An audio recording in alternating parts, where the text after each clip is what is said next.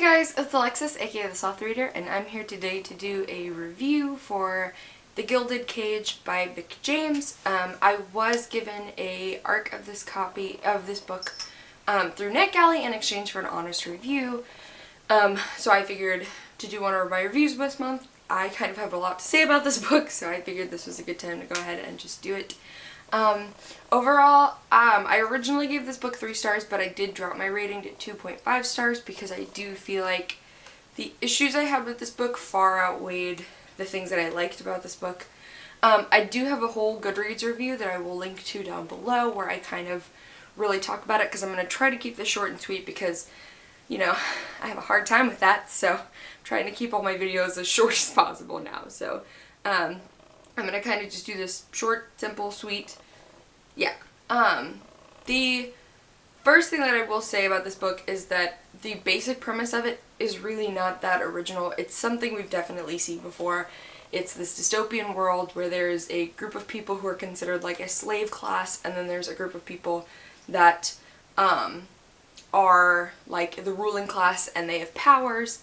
And so basically the story kind of follows a vast amount of characters. I mean, you follow like 6 or 7 characters throughout the plot of the story. Kind of as there's like a political fight for power going on, and then like the people of the slave class are trying to revolt against, the master group.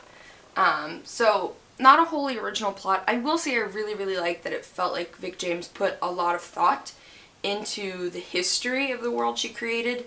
There are a lot of info dumpy parts, but there are a lot of parts where you're getting scenes where one of the characters is giving you a lot of information about the history of these group of people and how they came to be in power and how they like got their abilities and stuff like that. So I will admit that was one of the things I did really like about this book, is that I felt like there was a lot of effort and time put into creating a history for it, which I really personally appreciated.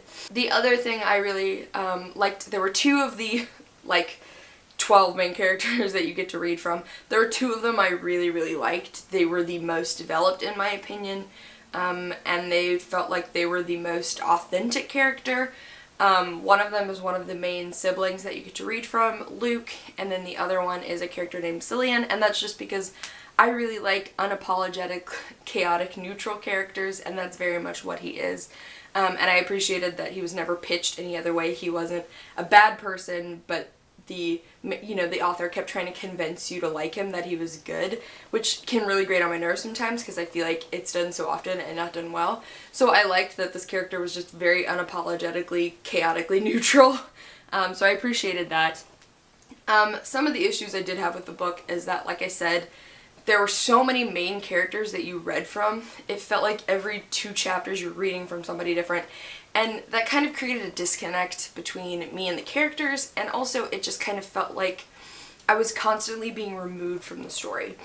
And so many of the points of view were so unnecessary. Like, I feel like if they had narrowed it down to maybe Abby, Luke, and Cillian, I feel like the whole story could have been told that way. I don't feel like it was necessary to have all of these other characters.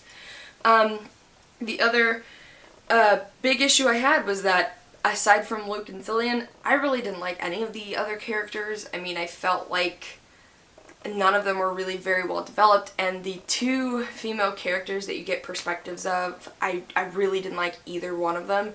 And it's not that I didn't like them, it's just that I didn't like how awful and stereotypical they were. One of them is like the strong, independent, trying to be powerful character, but she's continuously throughout the book referred to as the bitch, and she's a bitchy person, and I just don't like that we're still getting these mean girl characters, but these are the only strong and independent women we get, are these bitchy mean girls who, will stomp on anybody to get what they want, and like, that's fine, but it's just like we aren't getting any variety of the grab for power type women.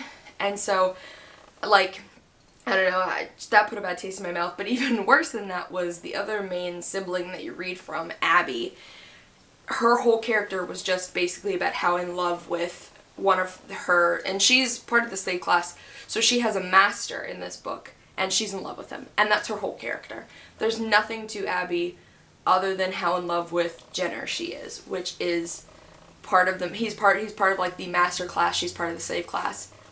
And that was never addressed for how really inappropriate it was. It was really romanticized, which put a bad taste in my mouth.